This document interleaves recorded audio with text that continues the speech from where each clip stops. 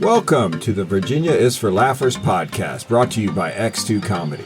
If you're looking to get more out of your Shenandoah Valley experience, then this is the podcast for you. You'll meet interesting people, the comedians that perform here, and find out more about what you can do and see. Whether you live here or plan to visit, listen to explore what helps make up our unique slice of heaven. Now here's your host, Dawn Davis-Womack.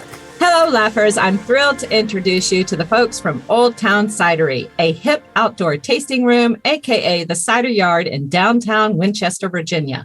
They're serving up hard apple cider that is 100% grown, pressed, fermented, and packaged by Glaize apples. Since 1937, 4 generations of Glaizes have added to the history of premium fruit harvest between the Blue Ridge and Allegheny Mountains. They have a true seed-to-sip product where the apples do all the talking. Laughers, today on the show, we have Kelly Kinsey, their tasting room manager, Stephen Kelly, their cider maker, as well as brother and co-owner David Glaize, and maybe later Philip.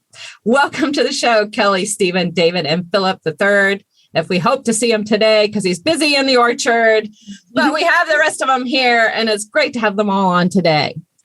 It's great to be here. Thanks for having us, Dawn. Oh, I'm so excited about this. And that was Stephen. Say hi, Stephen. Hello.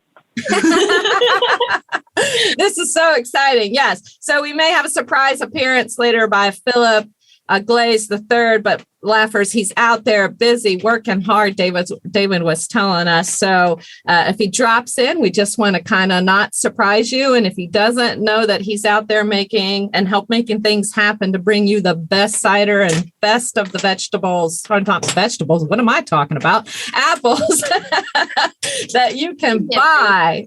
I know.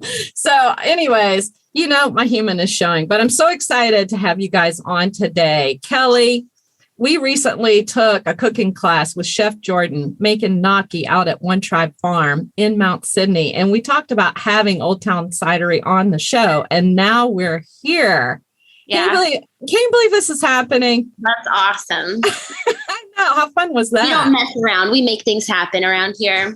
That is exactly what we do. And the more we talk, the more I was looking forward to bringing all of you on today, because I think more and more people need to know what you guys are doing here in the Valley. And David, I'd like to start with you. Glaize Apples has been distributing fresh fruit locally, regionally, and beyond for 4 generations. So this is so cool that you guys now have hard cider you're making. Where did this originate? How did this come to be? The ultimate goal for us is to always keep the land in apples. And right now, with development and everything going on, there are a lot of farmers that are being pushed out. And so for us, creating a market for hard cider and using our apples brings more money back to the orchard, which is going to allow us to plant more trees. That's the quick answer. But at the same time, I've been making cider in my basement for 10 or 15 years. And we've also been researching the correct apples to use for hard cider. And 10 years ago, Top worked some old apple trees with 12 or 15 or so different cider varieties to test the climate here in Virginia and figure out what we can grow, what we can store, and what we can ferment. And so as those trees grew older, 3 or 4 years later, we had fruit, and then we had juice, and then we had to figure out what to do with it. So we've been growing apples. The primary revenue stream is the wholesale business, where we pack apples and ship to several markets in different areas throughout this, the U.S., but also export as well. And then we 2 years ago put in a processing facility that allows us to juice and process the apples. And we've been servicing the hard cider and wine industry in Virginia for 2 or 3 years now. And last year decided it was time to launch our own product. So we brought Stephen on. So it's been a 10, 15 year, idea in the making. You're going to plant an apple tree. You better be ready for a long-term goal, because it takes 30 years. Whoa. Until that tree is starting to go downhill. So you're not planting an apple tree and seeing fruit in 5 years. You got to know what you're going to be doing in the next 30, 40, 50, 100 years from now. So that's the way we look at it. It's a marathon, not a sprint. Yeah, I like that. You've 4 generations of apple growers. Do you have what's your earliest memory of working on the apple orchard? The earliest memory I have wasn't necessarily working, but it's hanging out on my dad's Ford Bronco as you drive down the roads, grabbing apples from the trees. And we use a cedar tree from the orchard every year for Christmas. And so I've got a lot of memories of going out there with a chainsaw and cutting down trees. Oh, God. Not apple trees, cedar trees. I mean, were those huge trees, the cedar trees? It can be. There's an old Virginia law that you are legally allowed to cut down a cedar tree within 2 miles of your orchard because a cedar tree produces galls that infect the tree with cedar rust bacteria. And so my dad gets pretty giddy around Christmas and we can go around and chop down as many as we want. But you take home the perfect one and you leave the others. You leave the other. That's exciting. Now, when you were in the truck, did you pick those apples too? When you saw your father picking apples, were you reaching out of the window and doing the same thing, or would he let you? Oh, yeah, of course. Okay. He probably took it out of my allowance, but he let us. Oh, that's fantastic. That's such a great story. You guys, this Old Town Cidery, you decided to launch it in February 2020. Right before the world shut down. So what kinds of pivots, if any, did you all have to make compared to what you had originally planned?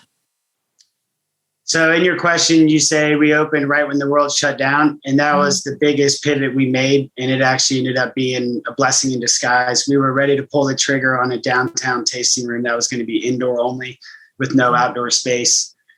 And governor's telling you to close the doors when we wanted to open doors. So we decided to open the cider yard, which is now our outdoor tasting room, outdoor only seating. And it has turned out to be absolutely wonderful. So yeah, but when you look at it, it looks like we did it on purpose. Right. It turned out really wonderful. And you got a really cool location too. I'm learning that this outdoor cider yard you guys started is located behind the former building that housed Glaize and Brother Lumber Company that was established in 1854. That's mind-blowing to me. Is the lumber yard of yesteryear the cider yard today? Is that correct? Oh my gosh. That's kind of where our vision came from. And the juice company is actually Glaize and Brother Juice Company. And that is our LLC. That is, we're doing business as Old Town Cidery, but the entity is Glaize and Brother Juice Company. And that's paying homage to the two Glaize brothers that were milling lumber down at the same site we're selling cider. That is so neat. So is the family heritage what excites you the most about its current location, or is there more to it than that? Family heritage. Yeah. And also all the people that come in and say, oh my God, I remember you working here when I was 14 with your uncle. So there's a lot, but it's always, for us, it's trying to keep the community, keep apples integrated in the community as long as we can. And our namesake allows us to do that. And so pivoting off our family heritage in any way we can it inevitably is going to allow us to keep apples in the ground. So. Yeah, you guys have a lot of apples because there's 600 acres, actually more than that, of apple orchards. How much of those acres or how much of that would you say is dedicated to the cidery now? Right now, we've got about 15 to 20 acres of cider-specific fruit, and we're looking to expand that acreage as well. But another thing we're focused on right now is finding a dual-purpose apples, so apples that we can pack and sell to a market, and that also have the right bricks and acidity for Stephen. And so if we can pack an apple and use the calls to process and then ferment that juice, that keeps us vertically integrated from the tree to the can, and it's more money back to the acre. And so hopefully we can plant more trees and keep the developments out, although we like people. Yeah, you're people and tree lovers, I would say. Yes. How many trees do you have on this? Or how many trees? Oh.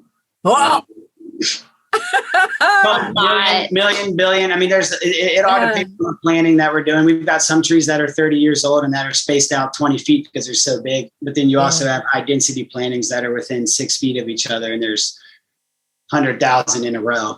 And then there's 1,000 rows in the whole orchard. So a lot of apples. Do you guys ever do tours of the orchard or anything like that? Not yet. This is our first taste of retail. So we've been strictly wholesale up until now, and inviting people out to the orchard. We recognize there's a huge value added.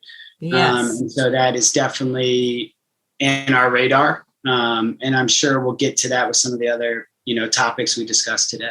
Yeah. I was just envisioning like wagon rides, people getting educated on. We've got, honestly, with most of our customers that come to drink the cider, we recommend a lot of the farmers markets and the family-run markets that we work with locally. And so there's a lot of pick your own, a lot of great places to enjoy agro-tourism in the area. And is there room for more? Probably. But at the same time, everybody that's doing it does a really good job of it. Yeah. That's actually allowed a lot of the apple growers in the area to stay in business, is having farm stands and growing that aspect of their business. We just haven't gotten there yet. Yeah. We're a commercial grower. We're one of the largest growers in Virginia. And with the way our model was set up by our grandfather and great grandfather, it's a little harder to transition. It takes time, if we were to figure out how to integrate a market and this and that. So. Yeah, speaking of that, that's kind of the background for sure, is this wholesale with the apples, this wholesale marketing that you do. So where do you distribute the apples? At restaurants, farmers markets? What's typical where we can find it, and what's the furthest out you ship your apples? Yeah. Furthest out, Egypt. We've shipped apples to Egypt in the past. 2 years ago, we shipped apples to India. So I guess that's a little further than Egypt. Right. We've got a pretty good export market. We grow a lot of Red Delicious, and other countries love Red Delicious apples. I love Red Delicious. What? I love Red Delicious. My favorite apple is Red Delicious. That's beautiful. You don't really hear that often. You and my dad are the only people that say that, I think. Well, then I need to meet Dad, because So we've got a small export market, and we're being so close to the Port of Virginia and the Port of Philadelphia, it keeps freight down and allows us to get down to Central America and the Caribbean at a very competitive rate compared to growers from Washington State or New York. As far as regional go, our largest customer is Walmart. And so we ship to a Walmart distribution center down in Southwest Virginia or Tennessee, really. But our apples will end up anywhere. There's small markets, small juice bars in the DC area that take them. Down where you are, there's a lot of small growers and a really good network of local food distributors. We don't necessarily have that up here. And so being able to find our apples in the market outside of Winchester is rare, unless you kind of look east towards the city, towards Washington, D.C. But that being said, obviously I'm a little biased, and I think we grow the best apples. But what you're getting down in Harrisonburg and Charlottesville, it's a Virginia apple, and that's what matters. So they're good down there too. That is so exciting. Well, I'm going to be looking for labels now that I pick up my Red Delicious. I'm going to be looking for Glaize. Yeah. I know exactly where I get it from. That's so exciting. Are you guys having any challenges right now? There's supply chain challenges.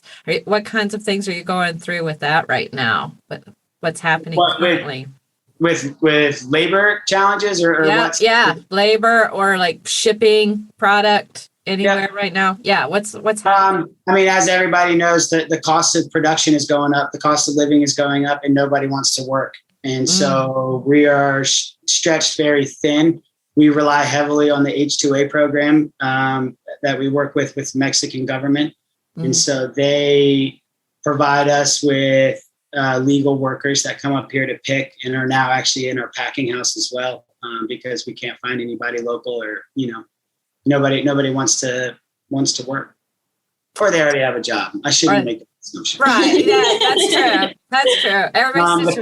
As far as the cost of goods and production goes, that's a big challenge, because although we are a commodity, it's very hard for us to raise the price for the consumer. And so as the cost of us to pack apples goes up for Walmart, the cost for a consumer to purchase it doesn't. And so we're struggling. Walmart still wants the margin, so they're going to, our customers still want the margin. And so they are going to try to capture that margin on their end, and we're doing the same. And so, yeah, there's challenges in the supply chain. We do, as far as having available material. Right now, our biggest challenge is we've got a really good crop of apples, and we're running low on apple bins and running low on storage space. It's a good problem to have. But yeah, there's always challenges. I would say this year has been one of the most challenging though. Our cider keeps getting buried behind crates and crates and crates of apples. There's just apples everywhere. Apples everywhere. And cider. Well, the Old Town Cidery gives you a diversification in your business model. That's a nice, pleasant surprise. And I love to see what's happening there. I don't understand a whole lot about making cider, but we have somebody on the show today who does. And that's Stephen. You are the cider maker. Stephen, how did you become a cider maker, and how did you end up at Old Town Cidery? Please do tell us.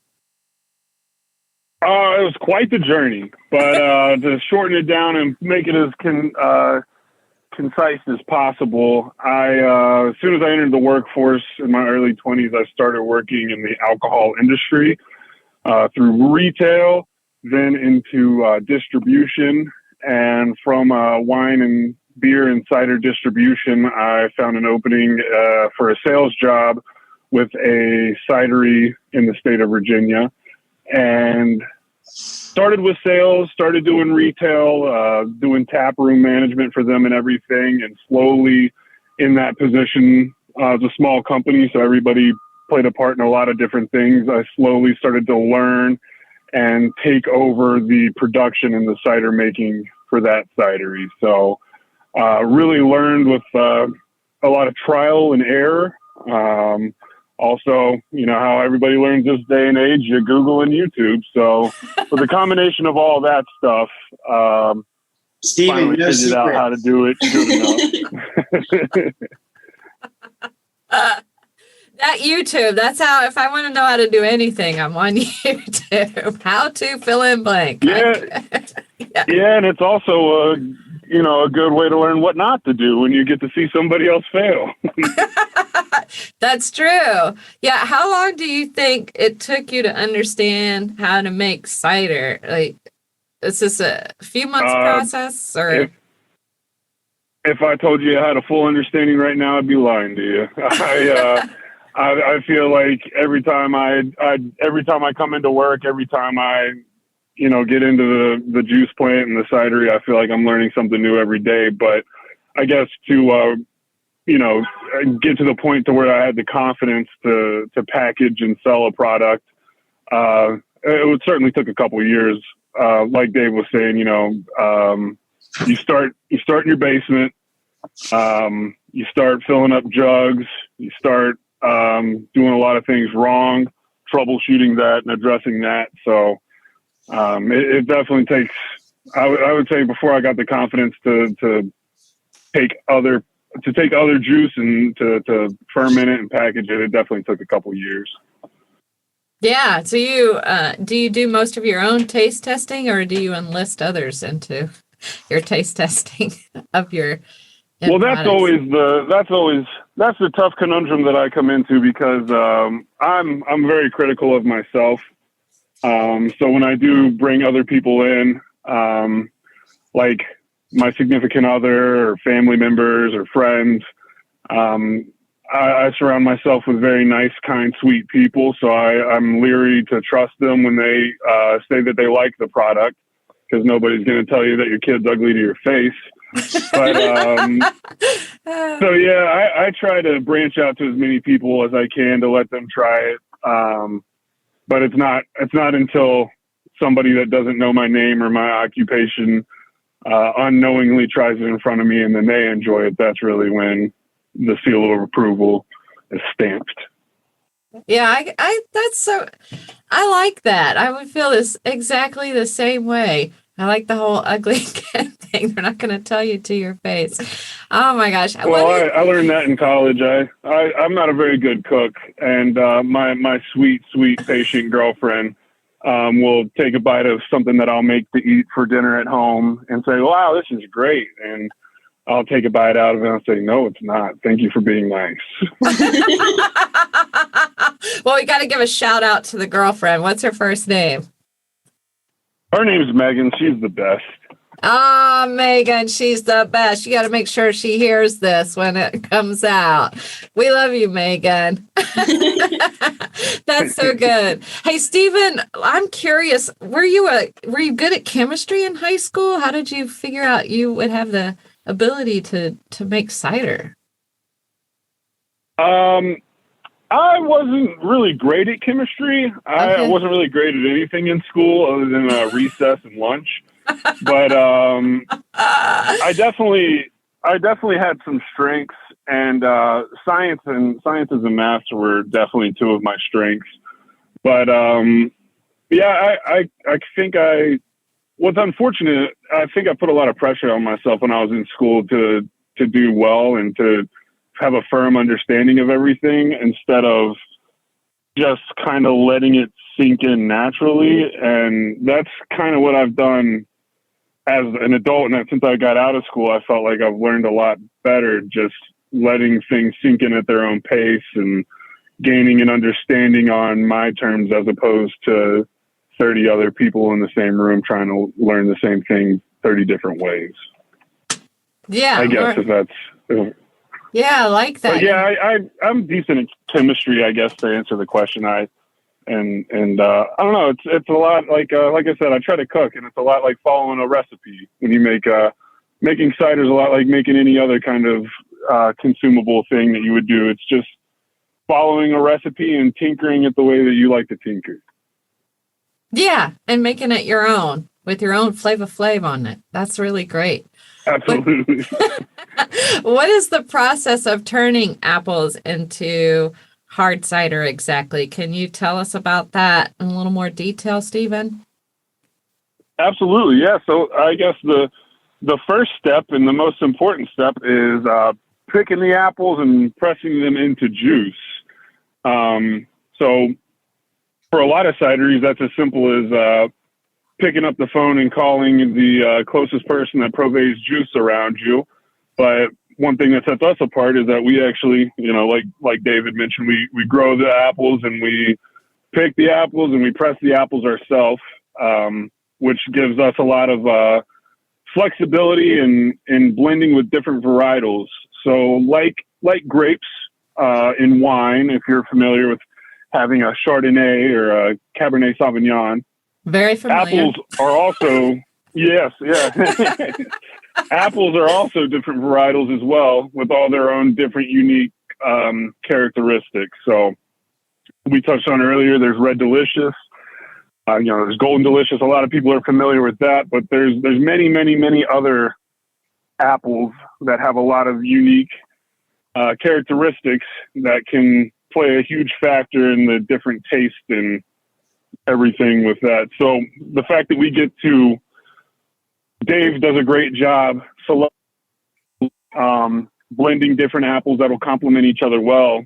So the first step of our process is starting with really, really good juice that Dave and Phil both do a great job putting together. The next step would be you want to make sure that the yeast that you're adding to the juice is going to dominate all other, wild yeast, bacteria, anything else that might occur naturally on the skins and the fruit of the apple, and then pass along through the juice. So apples have naturally occurring sulfites, but we add very little just to make sure that our yeast will thrive in the environment that we're introducing it to. And then the next step is pitching the yeast. And, a lot of cider makers say the term cider maker is falsely given to a person because the person isn't making the cider. It's really the yeast. The millions and billions and bajillions of little microbacteria and Microflora. They're the ones that really do the job in turning the apple juice into apple cider. All I really do is just help them out.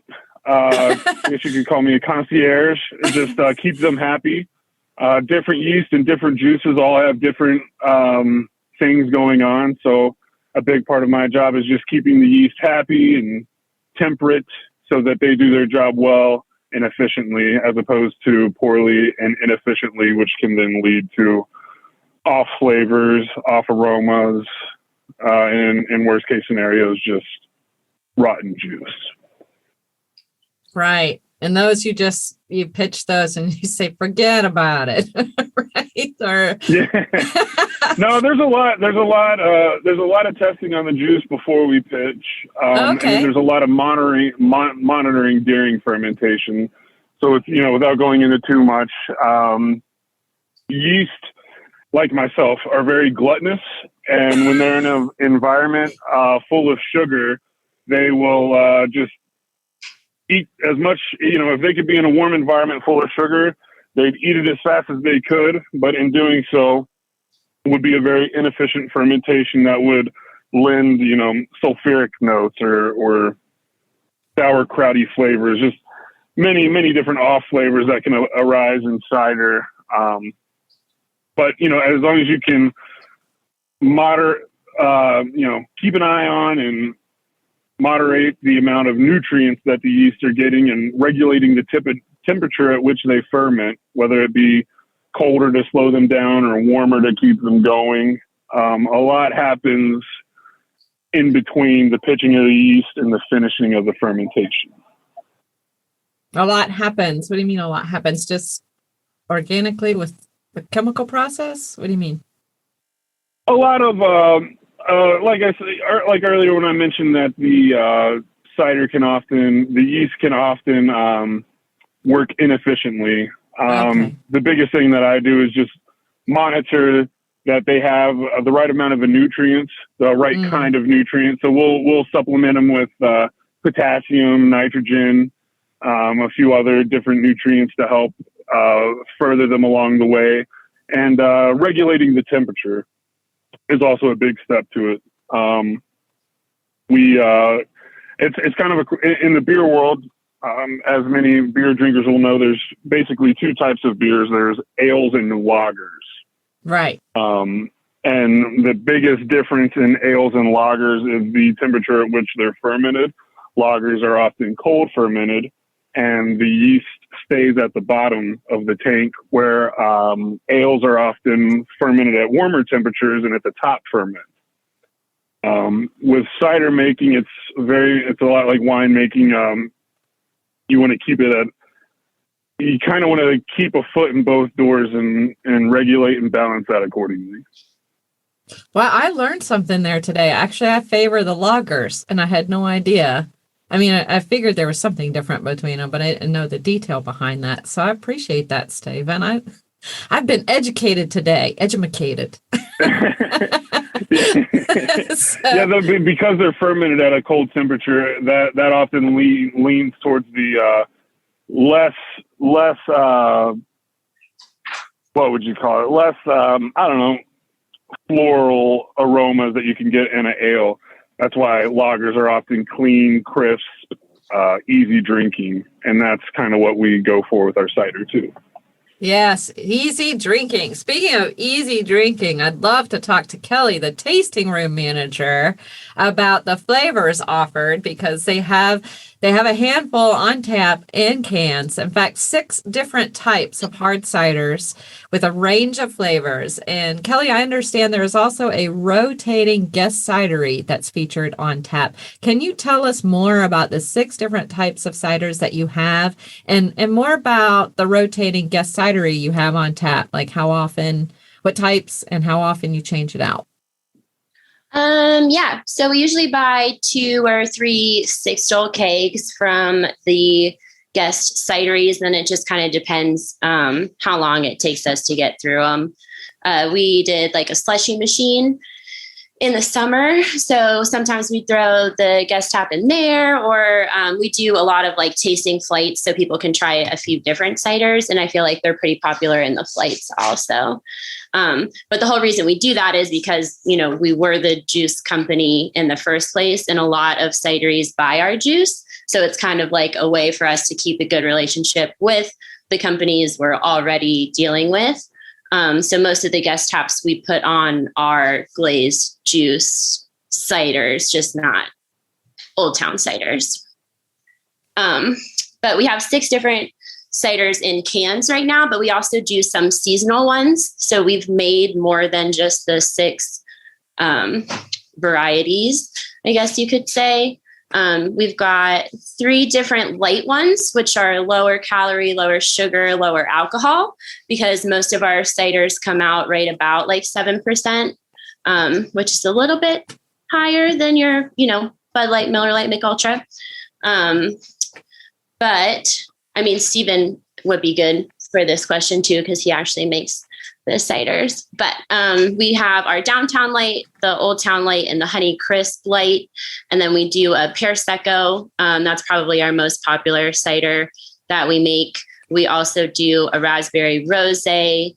And then the Valley Roots is our staple. That's like our signature blend of apples. And then we've got the Pippin, which is our driest, which is also a single varietal. So that is just Pippin apples that go into that one. But then seasonal ones we've done like a hot guava. We've got a pina, which is a pineapple one. We just did a fresh hopped, which isn't fruited, which is really cool because you actually get like the floral flavors from the hops in that one. And yeah, I can't remember. What was our other seasonal? And I'll just go back to Kelly's comment about the ciders being at 7%. That's just because of all the natural sugars in an apple. On average, an apple has 30 grams of natural sugars in it. And so if Steven puts the yeast in there, the yeast is going to eat all that sugar, just like he explained, and convert it into 7% alcohol. That's cool. Yeah, I like that. My dad's dog just ran in here, so if you hear some it's odd. That's all good. We're family here. That's really great. Kelly, I'm wondering, not a lot of people do the job. Oh, wait, pause. You guys can only listen right now. One day we will do video so you can enjoy a moment like this. They just put the beautiful dog on the screen, and now I'm in love. Yeah. I'm allergic to dogs, and that's the only one I'll pick up. Oh, what's the puppy's name? Audie. It's my favorite day when I go into the packing house and he's chilling in the office. I'm like, Audie's here. What kind of dog is he? Boykin Spaniel. Okay, yeah, he's beautiful. Beautiful dark brown dog. I'll give you guys the visual. Also known as a swamp poodle.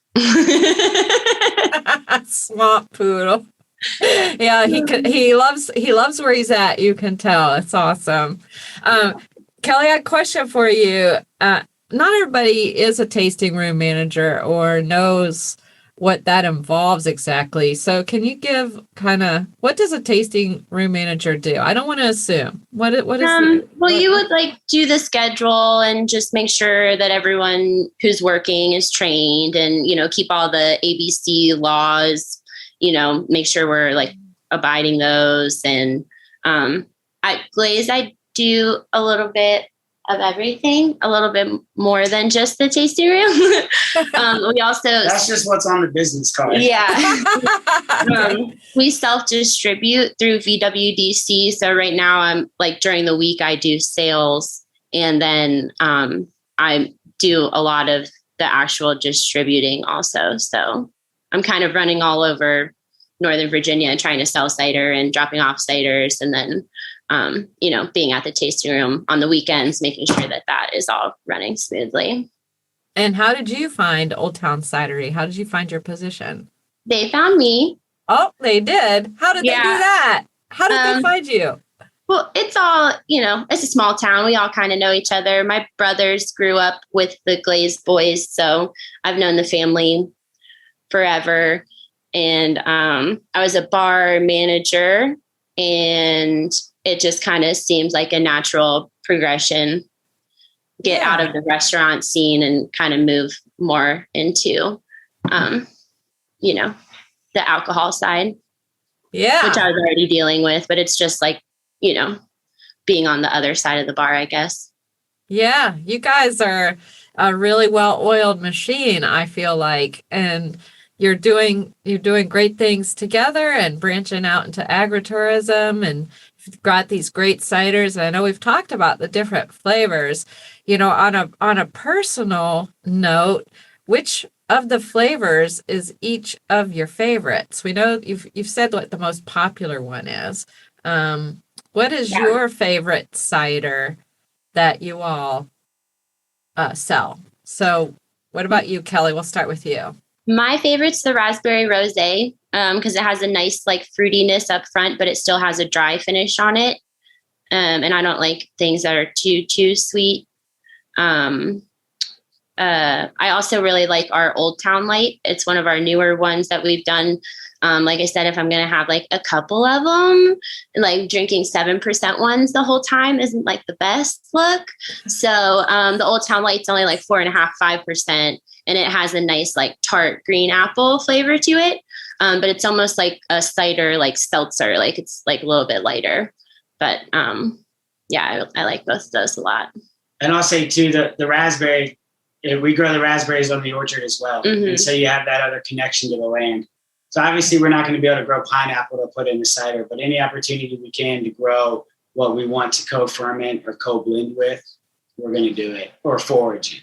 Right. So, like the pear secco, they're Virginia pears, but we've recently planted 20 or 30 pear trees. So in 7 years, pear secco will be off from our farm. It's going to take a while. Oh, yeah. Wow. Yeah, and Stephen had mentioned earlier, David, that you're really good about pairing the different, apples, fruits.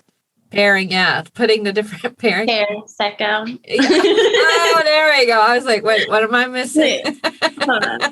It happens, gray hair. Anyway, but you put the different flavors together really well. What's your favorite cider that you make, David? What's your favorite? I'll be honest, I'm a beer drinker, and I love the Honeycrisp Light because to me it resembles beer. Okay. I only drank beer until we hired Stephen, and now I'm a cider drinker. I'm very proud of what Stephen creates, and I'll drink them all, but I tend to lean towards the Honeycrisp Light or the Downtown Light, one of the lights, because to me it resembles more of a beer. Now, we do have a new product, and this is going to be Stephen's answer, so I'll let him talk about it. Okay. But that's also up there as my favorite. I forgot about that one for a second. Now listen to laughers. Are you on the edge of your seats wherever you are, in your car, in your living room? Now we have to know, almost hearing the drum roll as we speak, because we're going to bring Stephen on as he tells us what that is. What's he talking about? They're definitely hitting at our newest release, which is our Wolf Creek Reserve. So all of our flavors that we've mentioned so far are available in cans. And our Wolf Creek Reserve is our first bottle. So it's in a 750 milliliter clear wine bottle. And the fun thing about the Wolf Creek Reserve, and one thing that I love about it now and love about it going forward, is that it is going to be a constantly changing and evolving blend of different cider varietal apples. Obviously, all the apples that we use to make all of our ciders can be considered a cider varietal because they can be made into cider. But there are some apples, for example, Ashmead Kernel, a Hughes Crab, a Kingston Black, a Dabinet, a Wixon. These are all apples that older generations, like these are all apples that my grandma's familiar with because they're old Virginia apples that are very popular and grow very well in the state, but also have a lot of great characteristics like high, low acid profiles and high sugar profiles that make very, very delicious and unique ciders. So with all that being said, we just bottled our first batch of Wolf Creek Reserve. And at the moment, that's my favorite. But I also, my daily go-to, that's a treat. That's a nice treat yourself cider. But my go-to when I'm in the tasting room and everything, because the Wolf Creek Reserve is only available in bottle, my go-to in the tasting room and when I'm drinking stuff that we have on draft is our Pippin, which is a single varietal cider. It's the only cider we do at the moment that is a single varietal, and it is an Albemarle Pippin apple. That was Dave can tell you a lot more about the Albemarle Pippin than I can, but in the layman's term, it's been around for centuries, and it's often sought after and coveted apple for many cider makers. And the fact that I get the opportunity to not only keg and can that cider, but also drink it is a treat for me, and I take a lot of pride in that, and that's why that one's one of my favorites too. Wow. Now I'm just wanting to go try this Wolf Creek Reserve and these flavors right now. I don't know about you, Laughers. There's a lot of apples we're talking about here, David. How many varieties of apples are you guys growing? We've got about 20 or more different varieties of known varieties. And we've also got about a dozen or so wild trees that Stephen's been experimenting for it, fermenting wild foraged fruit. And so those are variety unknown. I'm sure we could send them off to a lab and figure out who and what they're related to. But varieties we know of, maybe 20, 24. 2024. And I didn't realize that you are, if I heard Stephen right, you're growing apples that our grandparents are more familiar with than we are. Did I hear that right? Yeah, and all our production has all been driven by the wholesale market. Okay. And so our grandparents were able to buy a stamen on the shelf. Now you can't buy a stamen apple on the shelf. But a lot of these apples that were grown 30, 40, 50, 60 years ago have qualities that cider makers like. They're not as high in sugar. They have a little more acidity. And so there's a nice balance of pH and Brix in these apples. But the consumer doesn't always like to taste that apple. And so historically, apples were grown for hard cider. The apples were not grown for consumption. Consumption apples came after Prohibition. Okay. We started talking the Red Delicious, the Fuji, the Gala. These are all come from breeding programs all over the US. The Honeycrisp. So it's a crazy world out there. I mean, there's over 1 million different varieties of apples in the world. There's so many more apples than I knew existed. Me neither until today. That's amazing. Yeah. Crazy. That is crazy. What would you say? You're making apples, markets can use them. You export them wholesale. What would you say is the smallest order someone can do? Like if they were just at home making cider and they just wanted to try it out, in their garage, to like big clients. Do you serve both small, independent kind of small business or 3 years ago, I served everybody. Okay. This year, I don't have time for everybody, so we have had to implement a minimum order. That being said, if you're a novice cider maker, or if it's you, Don, I'll ship you one apple. But honestly, it all depends on the situation and the availabiliability. If you're local and you're going to come by and pick up 10 boxes of apples and pick them up and be on your way, great. And so it really depends on the situation, the timing, and the availability. But our biggest thing is the more people that try, that taste, that learn about the apples we grow and the product we create, the better off it is for Virginia fruit in the long run. So you're open and flexible. Yeah. Beyond the apples, you also, in the cider yard, or at the cider yard, I should say, you have events that are open to the public. Kelly, can you speak a little bit on what kinds of events you've had that are open to the public at the cider yard? Well, we've been trying to get like food trucks down there just to get a bigger draw of people. And we're right next door to Winchester Brew Works, which is a local brewery. So it's kind of cool because when we do have food trucks, they set up, like in between the two of us. So they kind of get business from both places, which is good for them and us. We've done a book pop-up with the Winchester Book Gallery, which is my friend Christine. She has a bookstore on the Walking Mall in Winchester.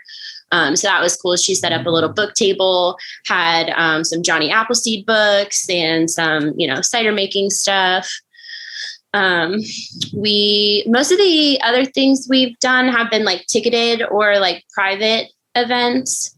We just did a dinner actually with Chef Jordan and his business partner, Zach, for the release of the Wolf Creek Reserve. We did a 4-course tasting, like cider pairing dinner. That was really cool with them. We've done like a build your own bouquet with my friend Rachel of Rachel's Bloomers. So you get, 2 ciders, small bites, and then she kind of walks you through building your own bouquet, and then you get to take the flowers and like the vase and everything home with you.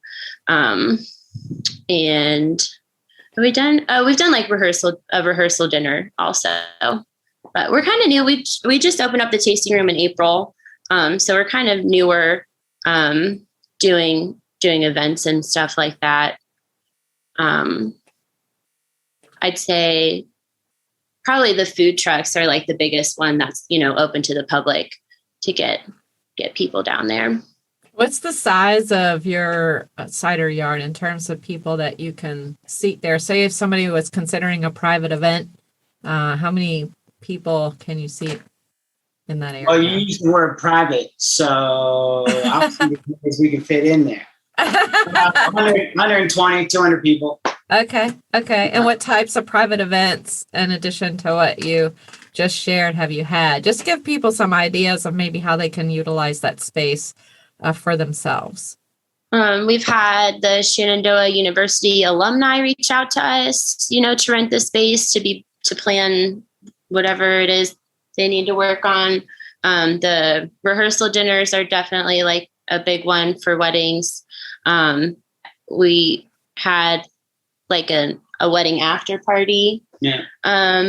Couple like group happy hours, birthday parties. We're kid friendly too. Very kid friendly space. Yeah. And so it's it's an outdoor space where you can enjoy the fresh air and get some good juice or some good cider. And so really any event.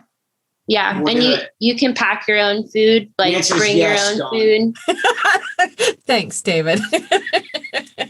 Yep. You can come down, order delivery, whatever you want. Yeah, that actually is coming to mind. Winter, it'll be upon us in a couple of months. Do you guys have outdoor heaters, or what's that going to look like over the winter? Are you going to have winter hours? Well, Dawn, one thing we knew getting ourselves into it that we were opening an outdoor bar. Yeah. That there's going to be the element of weather. Yes. One thing our dad always taught us growing up is there's no such thing as bad weather, just being improperly prepared. Okay. You want to drink outside and it's cold, you better bring your jacket, Dawn. Noted, David. Yes, we have outdoor heaters. We have fire pits. Yeah. And we will kind of weather the storm, if you will. We'll have hot mulled cider available. But we have built a pretty reliable and fun customer base of regulars that if it's pouring down rain, they'll still be out there with us. Now there are times where Kelly might be down there by herself when it's raining. Yeah, that's happened too. But I had a couple. It was like torrential downpour, and their little baby like took off all his clothes except for his diaper and was like running around in the rain. And they're just like chilling underneath the canopy, just like enjoying their cider. That's right. So there is some overhead covering out there in the yard. Yeah, we have canopies we'll put up. If you want. If you need them. Yeah. There's umbrellas on all the tables and stuff, but depending upon how windy it is, the umbrellas could be not the best option. Stephen, are you there? Stephen? I am. I'm very sorry. I think I timed out. That's all right. Well, we're glad you timed back in because I did want to ask everyone, what is the favorite part about what you do in your role? What is the favorite part of what you do? We'll start with the cider maker that timed back in. What's the favorite part of what you do, Stephen? Dave touched on it earlier, and one of his biggest goals is keeping apples, in the ground and trees in the ground. And I think that's the most satisfying thing for me is being able to take something, a raw product like an apple that was grown, and being able to turn it into something that people enjoy. People enjoy apples by themselves, obviously, but being able to play a role in turning the apple into the cider and seeing people take a drink and enjoy that drink really means a lot to me. And I just feel a lot of self-worth in being able to provide people enjoyable consumptions. That's great. I love that. How about you, Kelly? Yeah, I really like interacting with, the people, all of our customers that come through the tasting room.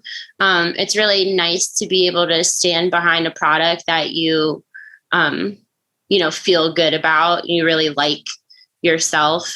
So I like, educating the people about, where we come from and who we are. That's great. So that's probably my favorite part. And drinking the cider is not bad, Yeah, that's a good side benefit right there. I like that. How about you, David? That's a loaded question because every aspect I can argue why I like it, but also why it stresses me out. That's the fourth generation of Glaizes right there talking. Okay, go ahead. I would say the contributions we are making to put Virginia on the map as a cider producing state.